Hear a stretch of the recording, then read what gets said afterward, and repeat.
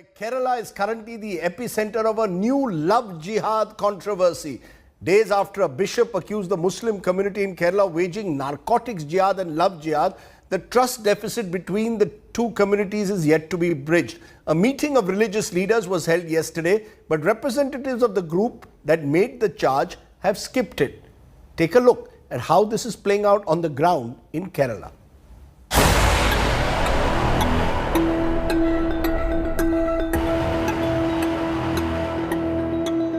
God's own country finds itself ironically divided on religious lines. Days after a bishop raised allegations of love jihad and narcotic jihad against the Muslim community, a meeting of religious leaders was chaired by Syro-Malankara Catholic Church head Cardinal Mar Joseph. The Muslim and the Christian community, they are just getting little bit distanced due to certain expressions of distrust and so on. This meeting was convened against this tendency of going away from one another. We didn't want to have any contribution, any controversy or any dispute, and we really look forward to strengthen our coexistence and the harmony. So it was a meeting which gives a good message for the community. The whole controversy had started with Pala Bishop Joseph Kallarangatt's controversial comments.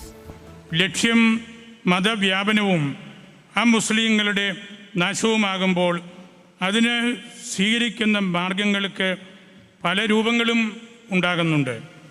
അത്തരം രണ്ട് മാർഗങ്ങളാണ് ഇന്ന് വ്യാപകമായി ചർച്ച ചെയ്യപ്പെടുന്ന love ജിഹാദും narcotic ജിഹാദും.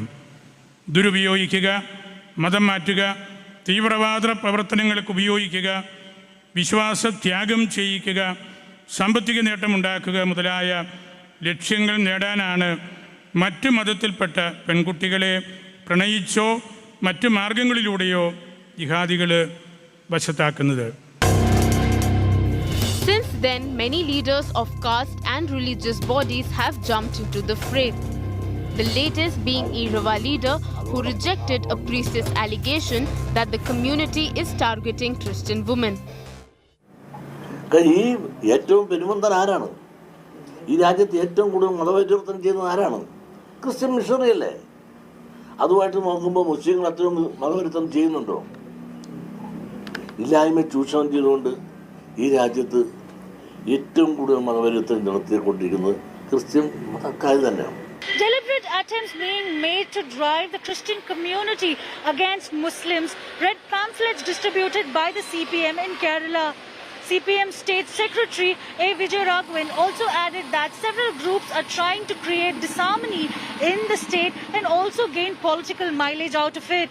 He even said that the BJP can survive in the state only by creating religious disharmony, and that is what is now witnessed in the state. With camera person Daniel, this is Akshanath for India Today. Should the church in Kerala be dropping the love jihad claim? What is causing the trust deficit between Christians and Muslims in Kerala? Is the whole notion of love jihad real or imagined?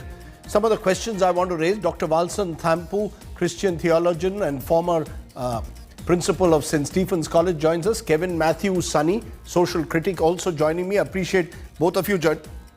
Professor Thampu, want to understand from you, how do you explain the manner in which a bishop of a church goes and talks about narcotics jihad, love jihad, and then builds almost this stereotype of the Muslim community in Kerala? What explains it? Well, I'm glad you say a bishop, and that is factually correct. There are many bishops in Kerala, but a vast majority of them do not seem to have any problem whatsoever with the strategies alleged by this particular bishop of Pala. So that's the first thing I want to say. The second is that the concerns expressed by the bishop are not religious in nature, though they purport to be religious, they're essentially political, because a turf war has been developing between the Muslim community and the Syro-Malabar section of the Catholic Church. The Syro-Malabar Church does not represent the whole of the Catholic Church. It's one of the several rites in the Catholic Church, but it is the richest and the most numerous section of the Catholics in Kerala. So a huge economic as well as political tussle has been in the offing between these two sections in Kerala for a while. Now, because of the growing demographic imbalance between the Muslims and the Catholics, the Catholic leadership, fearing that their political clout will diminish with this developing demographic imbalance, has been of late inciting the Catholic women to overproduce children. Now, obviously, that is not a religious concern, it's a political concern.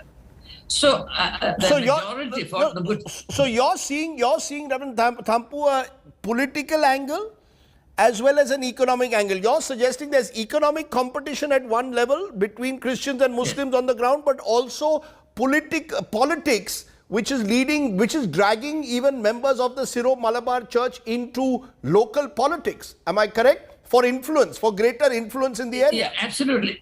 Absolutely. This has nothing to do with religion, because for a Christian bishop to say that love is being used as a weapon against the members of his community is a downright insult on the Christian faith, because Christianity is a religion of love. Jesus said, love your neighbor as yourself. Jesus said, love your enemy. So love can never be weaponized. For the bishop to say that love is being weaponized against his community is the most unchristian statement ever imaginable. So obviously, that nobody in Kerala is in any doubt about it. This is not a religious concern at all. But this is a purely political, economic concern. And it's been pursued over a period of time. There's nothing new. Very quickly, therefore, but it required a meeting between representatives of the two communities to resolve the issue. So clearly, there is a trust deficit. So the trust deficit is being manufactured. And what amuses me is that certain leaders of certain communities create tension. And when the tension is being created, everybody keeps quiet. And when the process reaches a certain level of acuteness, the very same people jump into the fray and parade themselves as peacemakers and peacekeepers. Now, the people of Kerala, it is high time they realized that peace and harmony in Kerala cannot be abandoned to the hands of the religious people, because it is in the interest of the common man to create a culture of peace and amity in Kerala. It's always in the interest of the religious as well as a political elite to create tension, because that's how they secure their control of the people.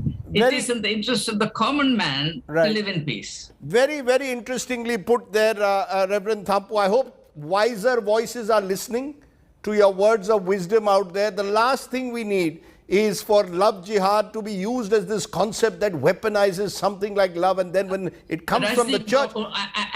Allow me to add only one more thought. Yes. That is, the good news from Kerala is that the laity, that is the non-priest section of the community, is now waking up.